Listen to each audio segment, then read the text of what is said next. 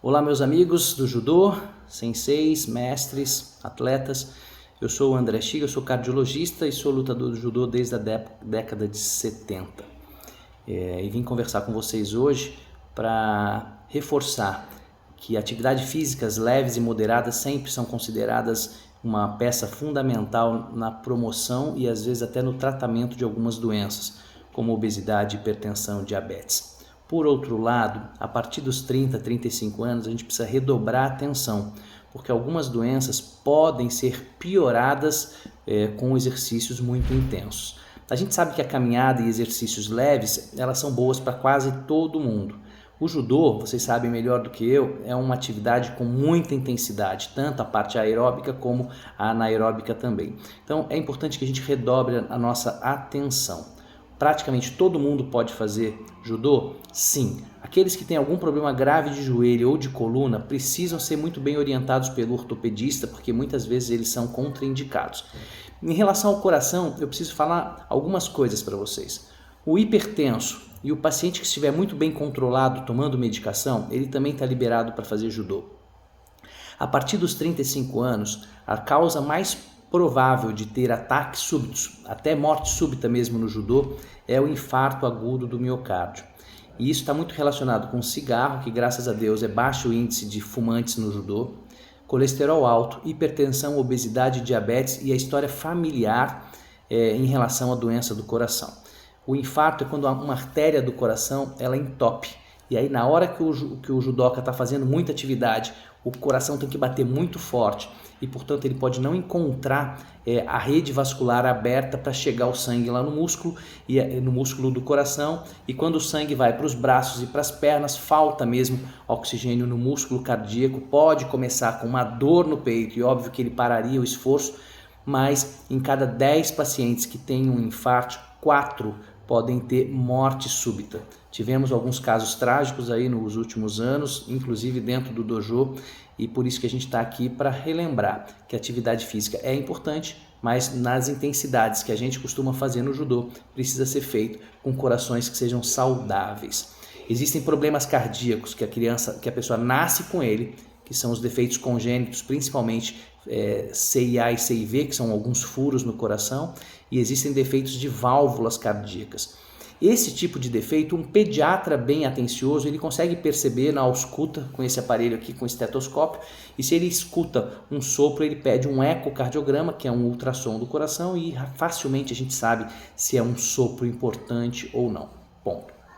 O segundo ponto são as arritmias. Os nossos atletas ou o nosso time mesmo que tem a batedeira, palpitação, ou para quem sabe controlar a frequência cardíaca e sentir o pulso aqui ou na carótida ou no braquial, se o coração está batendo de uma maneira regular.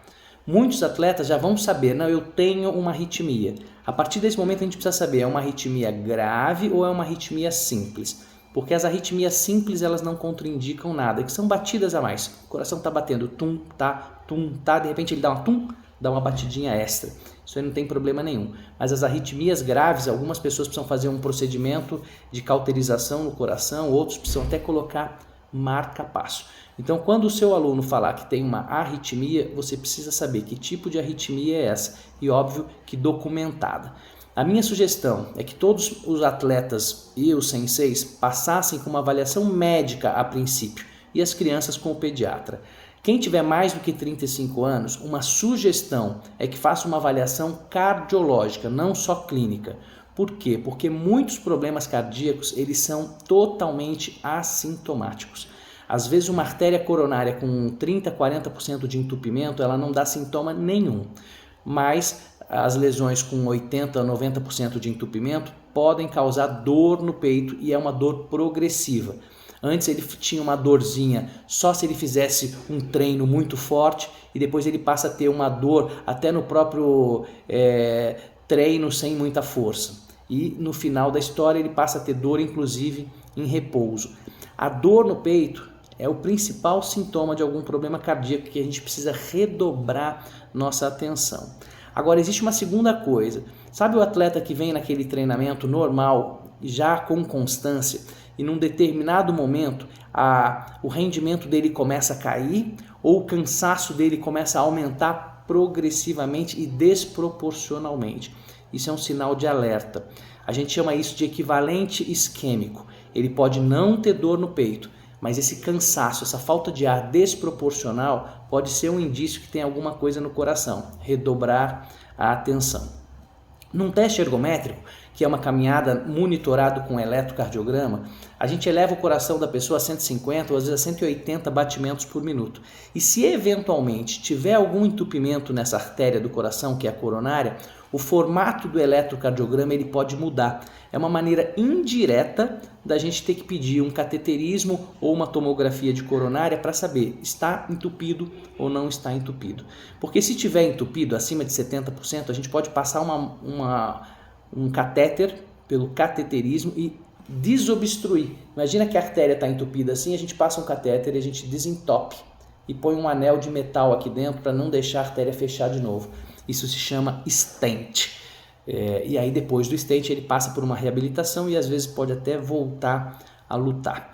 Muito bom. Existe a miocardiopatia hipertrófica. O coração, em vez de ter 10 milímetros, 1 centímetro de espessura do músculo, ele pode ter 15, 16, eu cheguei a ver 25 milímetros, quer dizer, 2 centímetros, como se o músculo do coração dobrasse de tamanho. Essa miocardiopatia, ela faz com que o músculo gaste muita energia e ela aumenta o risco de ter arritmias fatais. Quando o coração, em vez de bater, ele treme. E isso daí vai fazer o sangue parar de ir para a cabeça e ele vai ter um desmaio imediato. E se a gente não reanimá-lo, ele pode inclusive o coração parar e é uma parada cardíaca, uma morte súbita. Então, eu acho muito importante que todos nós saibamos fazer a RCP, né, ressuscitação cardiopulmonar, que é massagem cardíaca e respiração boca a boca ou respiração com a máscara. Mas o mais importante, nós que somos responsáveis pelos atletas, ter a observação. Esse paciente está cansado demais, ele está forçando demais e a gente tirá-lo do treino e redobrar a atenção em relação aos exames. Teste ergométrico ajuda no diagnóstico dessas doenças coronarianas e se ele for alterado, uma tomografia de coronária ou um próprio cateterismo.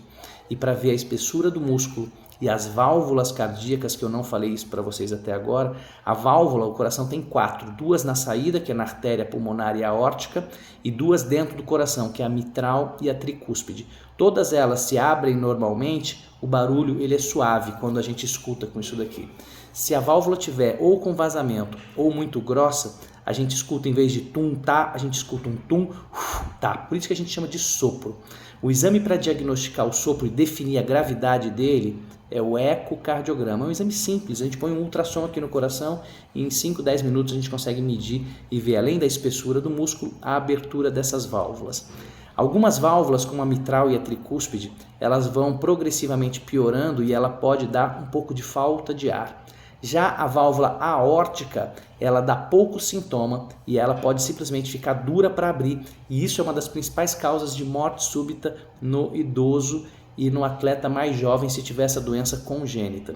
Então, quando a gente fala de sopro, existem sopros normais e provavelmente 90% de nós que está assistindo essa live agora, essa conversa agora, tem algum grau de pequenos sopros, mas o grau de sopro mais importante é o da estenose da válvula aórtica. Você imagina que a artéria principal que sai do coração, ela faz uma volta aqui, e se a válvula estiver estreita demais, na hora que o coração precisa bombear com mais força para fazer atividade física, o sangue tem dificuldade para sair e, portanto, neste arco aórtico que saem as carótidas, imediatamente o que vai acontecer é faltar sangue e oxigênio na cabeça. Então estamos falando de nomes feios aqui, mas para te dizer o seguinte, observe os seus atletas, se observe, perceba se o seu treinamento não está intenso demais. E para quem é competitivo, obviamente, um atestado médico não é uma burocracia.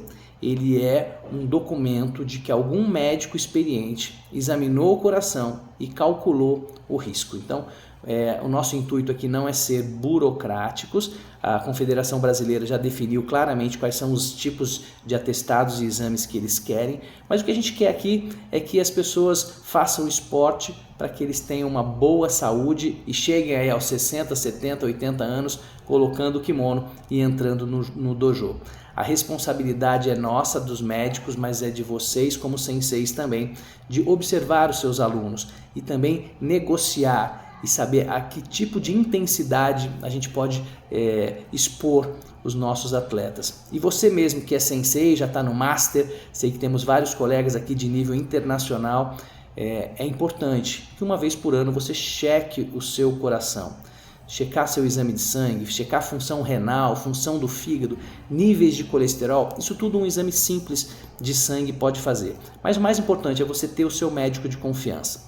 Se você é hipertenso, tome o remédio regularmente, porque às vezes a gente começa a tomar o remédio, toma por 1 mês e fica 2 meses sem tomar. Se você é diabético, monitore a sua glicemia e vá também no endocrinologista. E se você tiver algum problema de coluna ou de joelho, acompanhe com o ortopedista, porque às vezes essas lesões elas podem piorar. Bom, eu estou à disposição de vocês. Esse espaço aqui no Despertar do Sensei eu acho fundamental, porque a gente não está falando só de técnica do judô, porque isso eu sei que vocês são os melhores, mas a gente está falando aqui de cuidar dos nossos atletas com carinho e não só performance como competidor, mas saúde e qualidade de vida. Então é sempre um prazer estar com vocês, encontro vocês no dojo. Um grande abraço.